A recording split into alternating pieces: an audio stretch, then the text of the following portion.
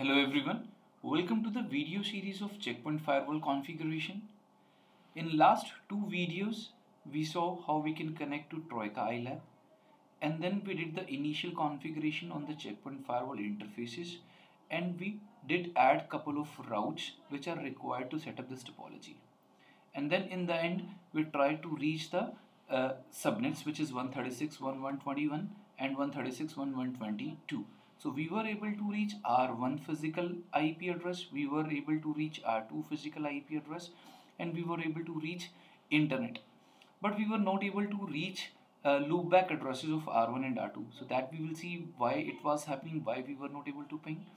And plus, in this video, we will start the configuration on the security policies.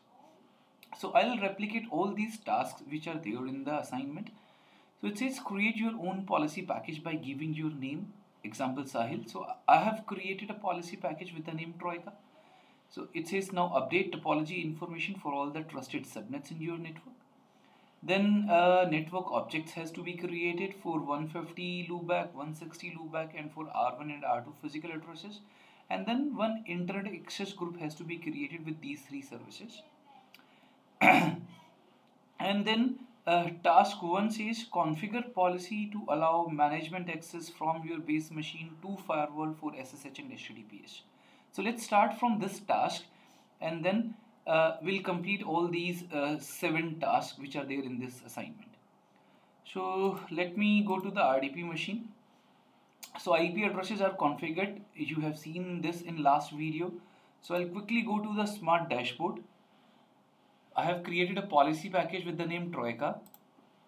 Now create a rule and give the rule name as management. Now source is network object, which should be net-192.168.70.0. Network address is 192.168.70.0 and subnet mask is 255.255.255.0.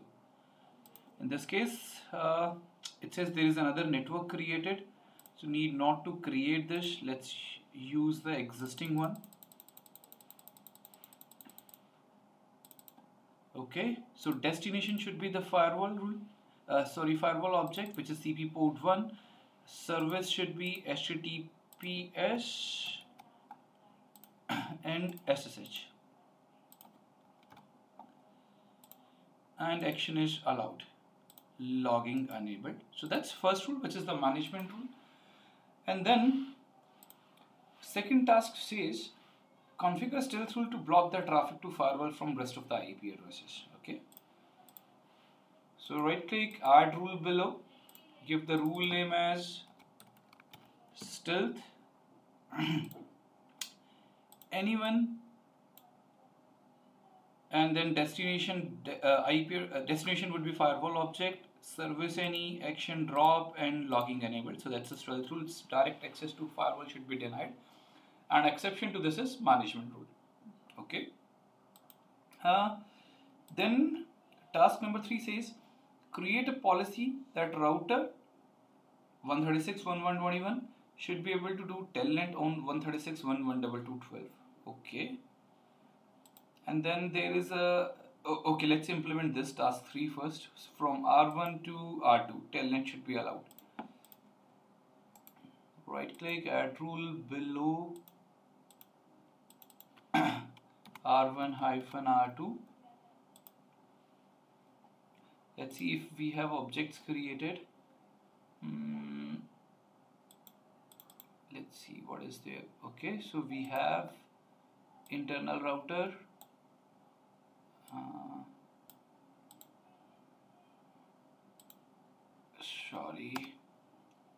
So we need to select internal router here, internal router 1.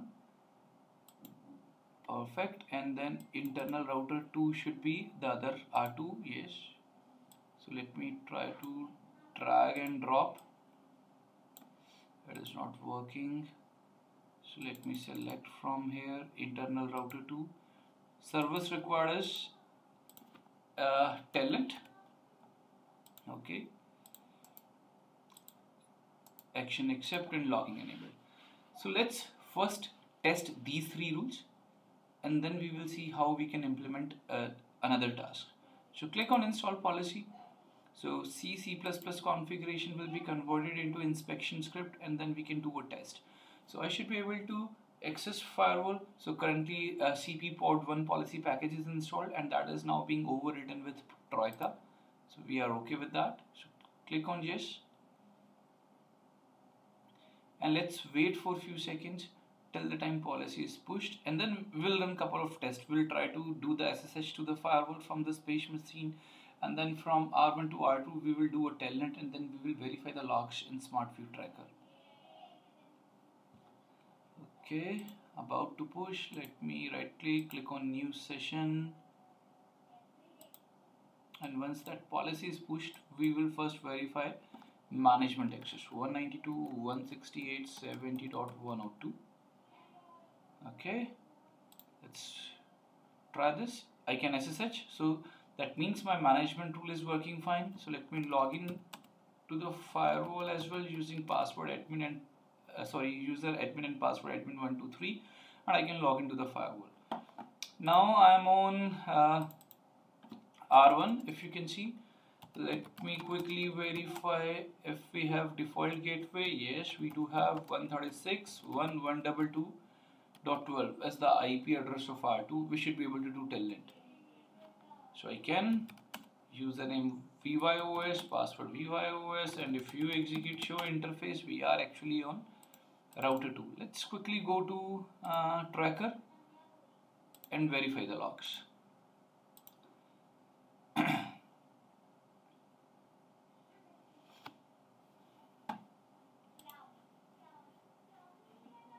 So it is loading. You guys know how to filter the logs, so we will create a filter based on the source IP address field, and then we should be able to see this telnet connection from R1 to R2. Let me close the session. So we are back on R1. If you see show interfaces, we are back on 70.11 and 136.1.121.11. Logs are there.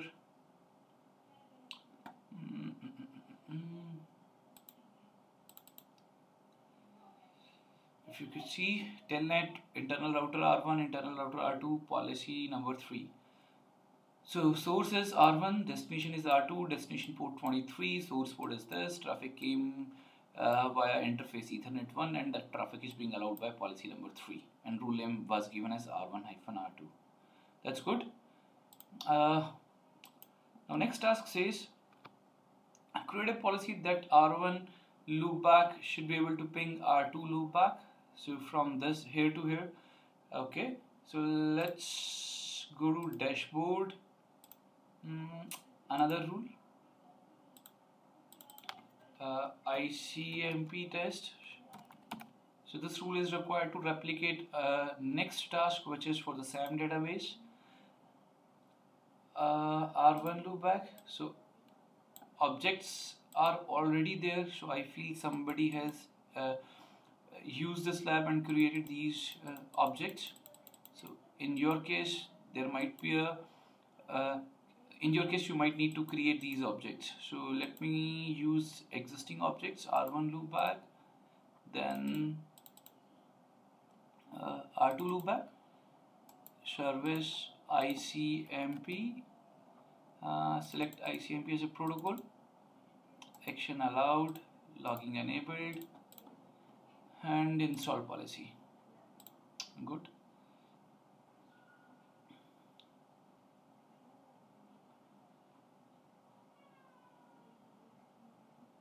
Okay. Now we need to do a ping to 160.1.1.1, then source interface to be used as 150.1.1.1. Perfect. So let's wait policy to be pushed, and once policy will be pushed, we should be able to see response back from R2. About to finish. We are at 70%, so few more seconds and we should see response coming back from R2. Now it's on 84% and done. So this firewall, interesting. There is no response. One thing we missed before we started creating policies, we should have been updated our topology. So you guys need to update the topology first and then start creating policies. So I'm assuming there is some issue with the interface topology configuration. Yes, if you see here, 136.1.121 and 136.1.122, these two networks are configured as this network. So that means topology is not updated. So go to get interfaces with topology, and now we should see some routes 150.1.1.10, 160.1.1.10. Perfect. Click on accept. Now it has been modified. One is external, one is this network, and two are with static routes. Perfect. Okay. And if you see, when I initiated traffic, we should see a drop. That's interesting. Address spoofing, because interfaces were not updated with 150 and 160 information. Okay, so we have now updated topology. We need to install the policy again, and we should be able to see a response back in few seconds. Let's wait. So let's see. So we can see policy is now pushed, and we could see response back from the router R2. So R1 can ping now R2. If you will see the logs, so we can see ICMP working now from R1 150.1.1 to R2 160.1.1. That's good. Next task is create a SAM rule to block an intruder IP address 150.1.1 who is generating malicious traffic. So let's assume 150.1.1 is a malicious IP address, and try to block that IP address using SAM database. Perfect. So we should keep this running, ICMP running. Go to checkpoint firewall, then monitor, and let's try to block this 150.1.1.1 IP address.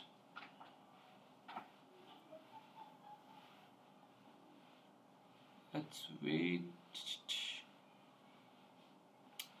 Okay, we need to go to tools, then suspicious activity rules.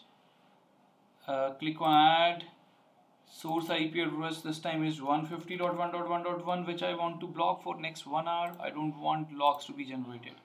Action is drop, but no logs to be generated. Okay, click on enforce, and the rule is enforced, and this doesn't require any policy to be pushed because this rule directly goes to the security gateway. This is not getting saved on security management, so no policy push is required. And if you see here, there is no sequence number, there is no ICMP request number after 245, so that means traffic is now getting dropped. Let me try again. So ICMP is being dropped, and interestingly there will be no logs because we did configure no logs has to be generated for this traffic. Let's say, for example, now you want to see why the traffic is getting dropped on a firewall. So let me show you one command which will be very helpful in the troubleshooting. But for that command, you need to go to the expert mode. So first, let me set the expert password. Lock is with web GUI, so let me take the lock first. Lock database, override, set expert password. It should be same, admin123, admin123, then expert, admin123, fw space ctl space zdebug plus drop. So that's the command to capture the drop traffic, and I want to filter the traffic for this IP address. So we should see some package. Here it is. So 150.1.1 is trying to access 160.1.1, and it says reason is SAM filter drop. If you have not enabled logging for such traffic and still you want to see why the traffic is getting dropped, you can always use this command, fw ctl zdebug plus drop pipe grep 150.1.1.1. That's good. Let me again remove this rule, and we should see in a moment that ICMP is now working. Perfect. Now what is uh, task number 6? Create another loopback, and then R1 loopback should be able to ping R2, and then verify in smart view tracker that from R1 it should be blocked. So we have already seen that when 150.111 was not part of topology, so that's the same task. You can try to replicate this. And then we have a cleanup rule. The moment, for example, let me show you. We did allow ICMP and telnet. If I'm trying to do 136.1.122.12 on port number 22, I'm trying to do a telnet. So we should see firewall is dropping this traffic, because that's not there in the rule base. And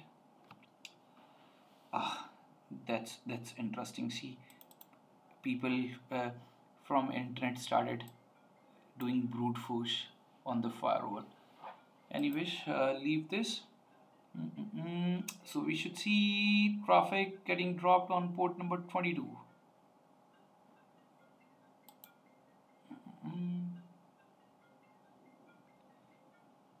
Let's put a filter here.